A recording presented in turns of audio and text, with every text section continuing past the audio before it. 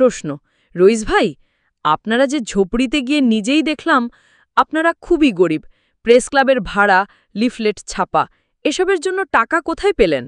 উত্তর, অল্প কিছু আমরা দেছি, বাকিটা বাবুরাই বন্দোবস্ত করেছেন। প্রশ্ন, তা এই যে আপনাদের লিফলেটে মোহাজির সংঘের সদস্য, কর্মকর্তা বলে আরও বেশ কয়েকজন মুসলমানের নাম রয়েছে, ঠিকানা না থাকলেও বিভিন্ন জায়গার নামে আছে, যেমন মোহাম্মদ ওমর আলী সর্দার, মচলন্দপুর ইত্যাদি। তা এদের আপনি চেনেন? কখনো এসব জায়গায় গিয়েছেন? বিভিন্ন ইউনিটের মধ্যে যোগাযোগ হয় কি করে?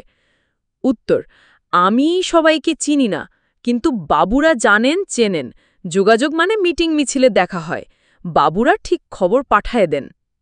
প্রশ্ন, আচ্ছা, আপনাদের সাংবাদিক সম্মেলনে দেবেনবাবু বক্তৃতা করেন, আপনাদের সঙ্গে ওর পরিচয় কিভাবে হলো?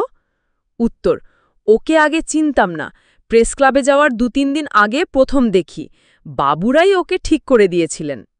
প্রশ্ন, বাবুদের নামধাম বললে অসুবিধা কোথায়? আমরা তাদের সঙ্গেও কথা বলবো, ওরা তো ভালো কাজই করছেন।